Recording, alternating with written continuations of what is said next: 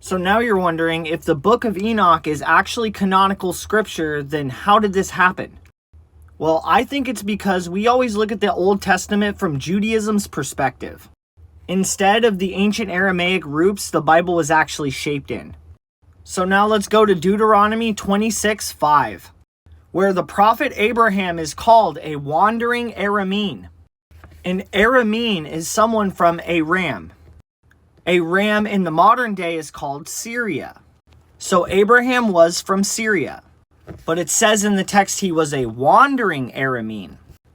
He lived in other places besides Aram, like Egypt and later Ur. Now, historically, if we look up what is the language of the Arameans, that language would be Aramaic. The Arameans are actually attributed to inventing Aramaic. And the Aramaic language is actually older than Hebrew, going all the way back to the 11th century BC.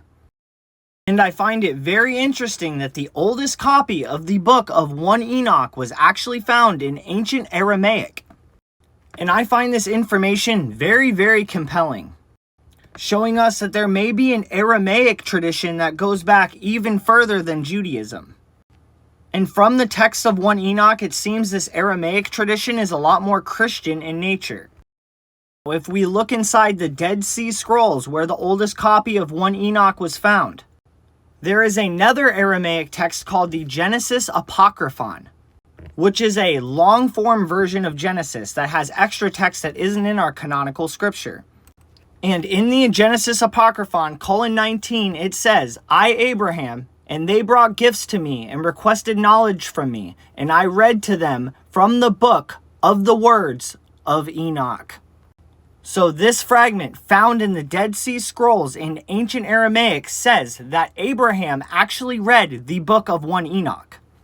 And to make it clear, the dialect of Aramaic that 1 Enoch was found in is Biblical Aramaic. The type of Aramaic Abraham would have read would have been a proto-form of it. But regardless, I believe as the Aramaic language evolved, so did the copies of 1 Enoch. We know that Enoch wrote books and he was the first to write with a pen. So after a while, these books had to have gotten old and aged out, and they would have made new copies as the language progressed throughout time. And this honestly has to be one of my most interesting finds ever. A fragment of the Dead Sea Scrolls saying that Abraham read Enoch.